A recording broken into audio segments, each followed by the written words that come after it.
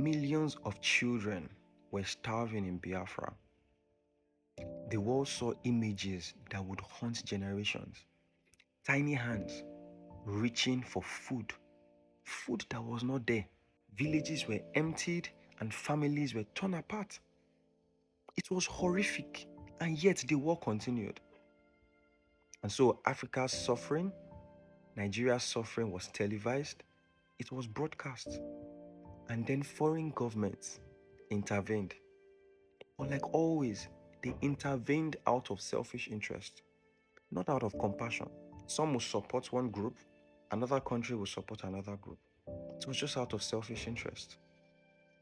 And isn't it funny how those tiny hands is still a very large part of how Africa is seen today? These narratives have to change for Africa to progress.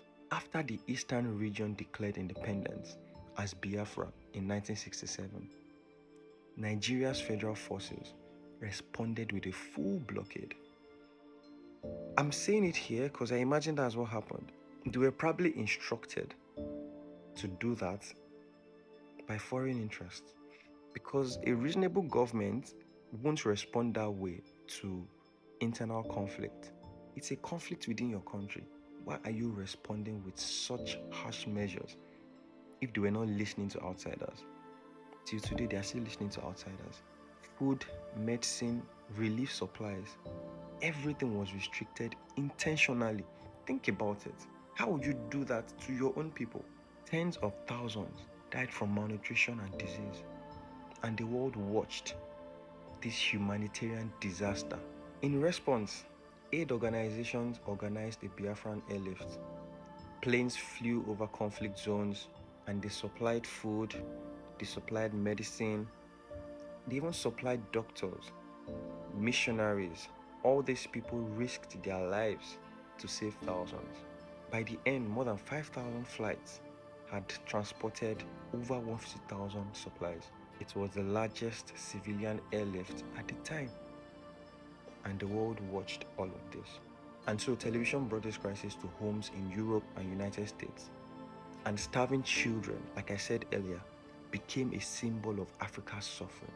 And this symbol, these pictures, they were often stripped of context. These pictures were brought about by a war, colonial borders, political manipulation. All these things, they have context. Now it is ingrained in the culture of Africa that we are suffering. Foreign governments intervened unevenly, often supporting Nigeria for oil because of what they had to gain. Charities and volunteers helped here and there, but it was not a coordinated effort. And so Africa became both visible and powerless. By the time Biafra surrendered in 1970, over 1 million people had died. The airlift saved millions of lives. Yeah, but it also created a pattern. Africa's crisis would now be framed by outsiders. Because if you are fighting within yourselves and we come to help you, it is whatever we say happened. It's the same playbook. It's the same playbook. And I mean, sometimes these narratives are with good intentions, but definitely sometimes they are with ulterior motives. And the lesson is stark. External sympathy cannot replace self-determination. It cannot. Until today, the same thing is happening because we have refused to learn. Of course, we need external help. Definitely, because our governments are just crazy people.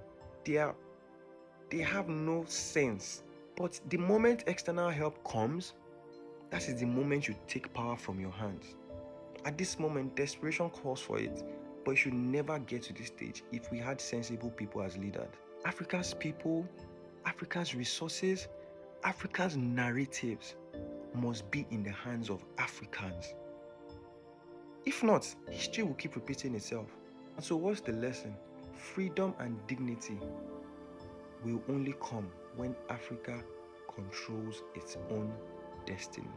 That is the lesson. And that is the lesson we must learn through these conversations. We must learn this lesson by force. control your destiny or leave your stories and your destiny in the hands of another. Until next time.